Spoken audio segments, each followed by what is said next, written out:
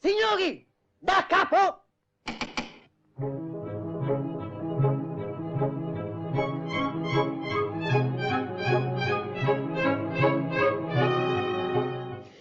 Barbara Hannigan, bonjour. Bonjour. Merci de rejoindre cette émission Prova d'Orchestra pour parler d'un film qui vous est particulièrement cher, qui vous a beaucoup influencé, et ce n'est pas pour rien parce que c'est un film de John Cassavetes qui s'appelle Une femme sous influence avec Gena Rowlands.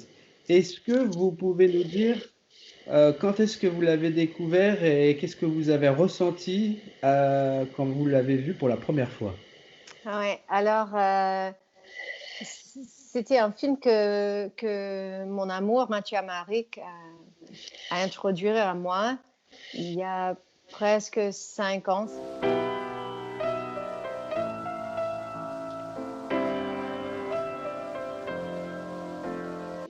J'ai vu deux films très importants, Loulou avec Isabelle Huppert et Gérard Depardieu, et La femme sous l'influence, A Woman Under the Influence de Cassavetes. C'était le premier film de Cassavetes que j'ai vu. This is Mabel. I love you, honey. For, you know everybody? This is Mabel for everybody. All right, Mabel. Mabel. Dans ce film, c'était un choc. C'était vraiment un choc. Et j'étais vraiment inquiétée après de voir la première fois. Go ahead. Tell me what your son says. Go ahead, tell me what he says. Go ahead. I'll tell you what he says. He says you give him nothing. You're empty inside. Your children are naked. They're hungry. That's what he says. Cette performance et cette relation entre le caméra, le réalisateur et les acteurs était choquant pour moi.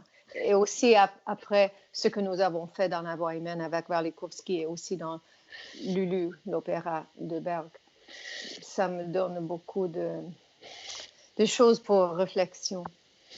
En parlant du jeu de Gena Rowlands dans ce film, qu'est-ce qui vous plaît le plus? Est-ce que c'est pour vous une sorte de descente en enfer vers la folie ou plutôt la relation entre deux êtres, entre un couple? C'est une histoire d'amour, c'est quoi pour vous? Oui, c'est vraiment une histoire d'amour. Tout le temps, j'ai senti l'amour. Peut-être j'impose ça, mais de Cassavetes et Gena Rowlands et aussi de les deux personnages. Et et aussi l'amour d'un mère pour ses enfants. When you see me, you know, do you feel, oh, I know her, that's Mom? Or do you ever think of me as dopey or mean or No, you're smart, you're pretty, you're nervous too. C'est vraiment un masterclass d'une actrice qui est très, très disciplinée. Et c'était parce qu'elle est à ce niveau qu'elle peut être libre dans le jeu. Mabel, it won't hurt you. Get down, Jack. Back. Mabel. Get back to your coffin. Mabel, Get back. I will Back. never hurt you. Back! Leave me alone. I won't hurt you. My God, I'm part of this family. Would I hurt you? Mabel. Après, j'ai lu beaucoup qu'il y a un script et elle fait presque tout le temps le script, les mots, pas le texte qui était écrit. Elle n'improvise pas beaucoup dans le texte. C'est aussi un peu comme dans la musique très, très, très compliquée. Par exemple, quand j'ai travaillé avec Boulez, il a dit c'est nécessaire d'avoir beaucoup de discipline, beaucoup de technique, beaucoup de virtuosité dans la technique, d'avoir la possibilité d'être spontané et libre sur scène. Boing, boing, with their noses up in the air. How awfully nice. Billy was looking at you this way. Je voulais reparler de Warlikowski parce que vous avez beaucoup travaillé avec lui. C'est un metteur en scène qui s'inspire lui-même beaucoup du cinéma. Il fait beaucoup de références. Comment se passe tout ce travail entre les répétitions et finalement, non pas la première, mais carrément toutes les représentations? Ouais. Alors avec Warlikowski, c'était la première production, c'était Loulou à La Monnaie.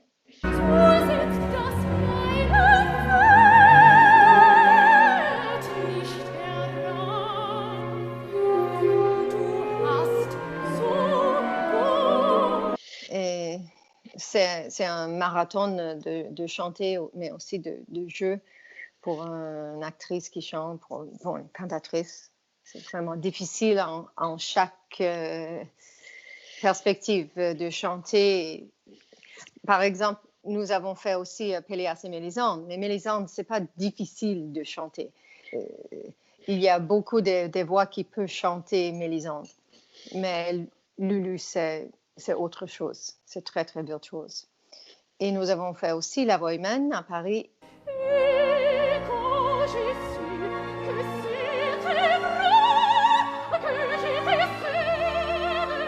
Et une production de Don Giovanni, où j'ai chanté Donna Anna.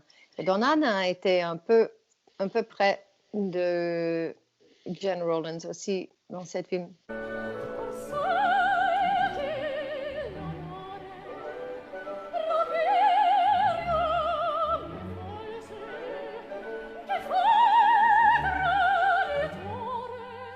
Quand Warlikowski et moi avons travaillé sur La Voix humaine, il a dit regardez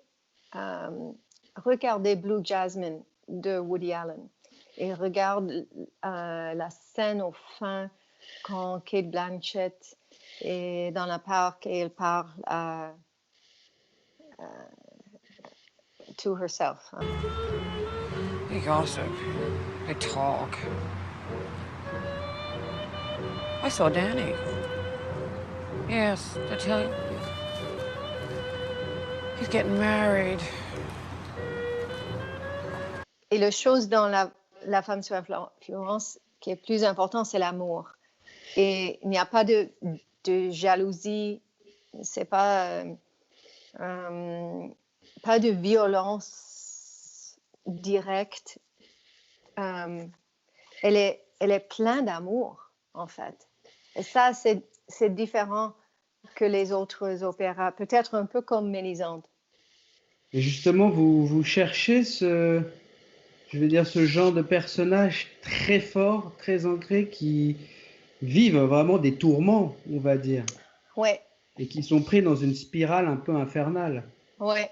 Mais dans le tourment, c'était nécessaire pour moi toujours de trouver le clair-obscur.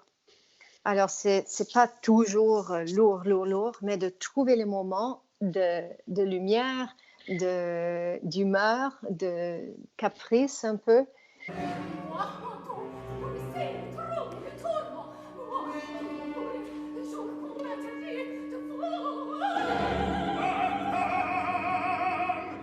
Par exemple, dans Bérénice, j'ai dit à Klaus Guth, qui était le metteur en scène pour ça, j'ai dit, mais je ne peux pas être toujours in tears, pleurer. C'est impossible parce que il y a l'amour entre Bérénice et Titus et la musique dans cet opéra était dure. Il n'y était pas beaucoup de moments d'ouverture et de lyricisme. Et alors, j'ai cherché pour ça. Et peut-être j'ai créé les moments qui n'étaient pas dans la partition, mais j'ai créé parce que c'était nécessaire pour moi aussi, quand je pense à la public, d'avoir l'empathie ou la compassion pour un personnage. Et c'est exactement ce que j'ai vu dans le jeu de Jenna Rollins.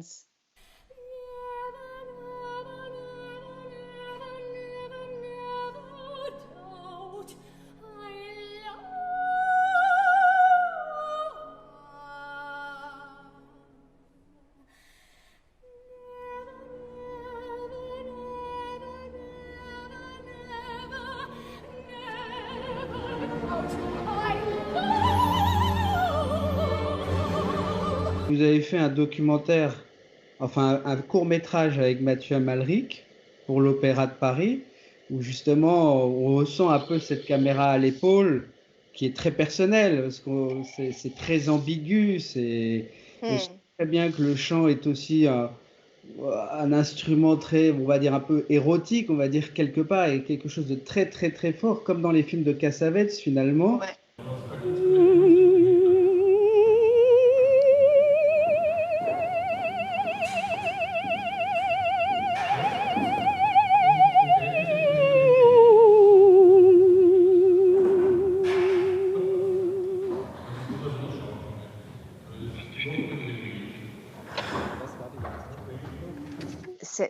C'est vraiment intime ce que Mathieu a fait pour l'Opéra de Paris. C'était Mathieu seul. C'était pas avec quelqu'un qui fait le son. Non, c'était seulement Mathieu et moi. Et comme vous avez vu, c'est de chauffer la voix. Mais ça, c'est une chose très intime, en fait. Et c'était la première fois que j'ai dit, OK, vous pouvez me voir et écouter ça.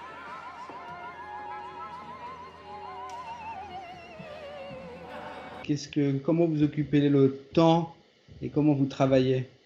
Mathieu et moi, nous avons fait un petit film sur Quand on n'a que l'amour de Jacques Brel pour France Musique. Quand on n'a que l'amour pour meubler des merveilles et couvrir le soleil, la laideur de faubourg. Deux soleils. Cover with sun. Not cover the sun. The ugliness of the faubourg. Je travaille sur la musique, sur ma voix. Je chante presque chaque jour.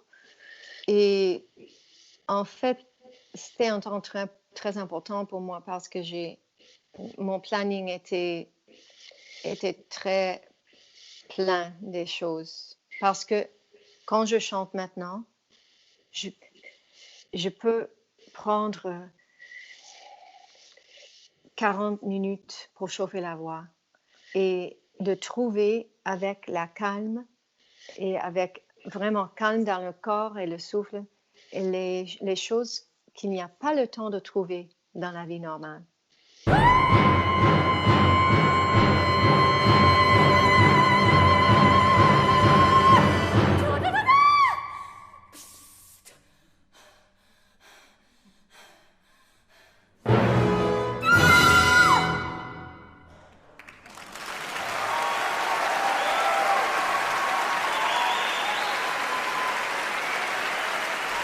J'aime écouter beaucoup la musique live, sur la radio, mais live, pas un enregistrement. Et j'ai écouté un enregistrement un concert de Theodore Courensis, le premier symphonie de Mahler. Et après, il était l'applause. Et j'ai pleuré. Et j'ai pleuré quand j'ai écouté l'applause parce que je ne savais pas quand on peut faire les spectacles, donner la musique pour un public. Je pense à ça et ça me manque beaucoup. Merci beaucoup, Barbara Hannigan. Merci, Edouard. À bientôt. Oui, à bientôt.